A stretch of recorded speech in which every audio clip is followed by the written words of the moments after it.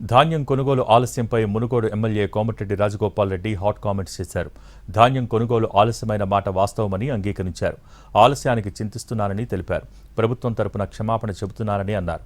రాత్రి పగలు రైతుల కోసం కాంగ్రెస్ పార్టీ కష్టపడుతుందని, 10 రోజుల్లో ధాన్యం కొనుగోలు ప్రక్రియ పూర్తవుతుందని చెప్పారు. రైతులు కూడా పరిస్థితిని అర్థం చేసుకుని సహకరించాలని కోరారు. ధాన్యం కొనుగోలు ఆలస్యం కావడంపై విపక్షాల విమర్శల్ని ప్రభుత్వం రాజకీయం చేయలేదన్నారు రాజగోపాల్ రెడ్డి. జరిగిన మాట వాస్తవం.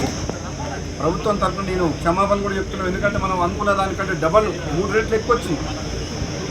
రైతులకు ఇబ్బంది అయింది. కళ్ళాలల్లో 15 రోజుల నుంచి రైతులు ఇబ్బంది పడుతున్నారు. ఆ మాట వాస్తవం. అందుకని మేము కూడా చింతిస్తున్నాం అందరం.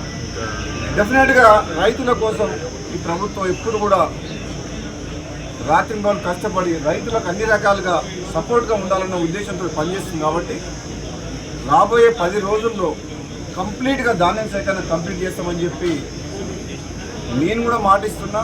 ప్రత్యక్షంగా నేను కూడా ఈ గోడౌన్ హ్యాండ్ ఓవర్ చేసుకుంటానికి అధికారులతో మాట్లాడి గోడౌన్ ఓనర్ ఒప్పుకున్నా సరే బలవంతంగా నోటీస్ ఇచ్చి తీసుకోవడం జరిగింది. ఇంకొక 1,00,000 టన్నులకు తిరుమలగిరి సూర్యాపేట మండలం అక్కడ ఒకటి ఉన్నది, అది కూడా తీసుకోమని చెప్పిన. ఇప్పుడు అడిషనల్ కలెక్టర్ గారితో మాట్లాడినా వచ్చే 10 రోజుల్లో ఈ ధాన్యం సేకరణ ఎప్పుడు ఇంత ప్రాబ్లం రాలే. ఈసారి వచ్చింది ప్రాబ్లం. ఈసారి దిగుబడి ఎక్కువ రావడం వల్ల, కాబట్టి వివిధ కారణాల వల్ల ఆలస్యం అయింది. ఈ రైతుల పక్షాన మీరందరూ కూడా మీ పాత్ర పోషించిండ్రు. ప్రభుత్వం కూడా అన్ని రకాలుగా మీరు చేసిన పోరాటాన్ని కావచ్చు, మీ ప్రజల పక్షాన మాట్లాడడం కానీ రైతుల పక్షాన దాన్ని పాజిటివ్గానే తీసుకుంటే నెగిటివ్ యాంగిల్లో రాజకీయ కోణంలో రాజకీయం చేయదలుచుకోలేదు. ఎందుకంటే ఇది రైతుల సమస్య.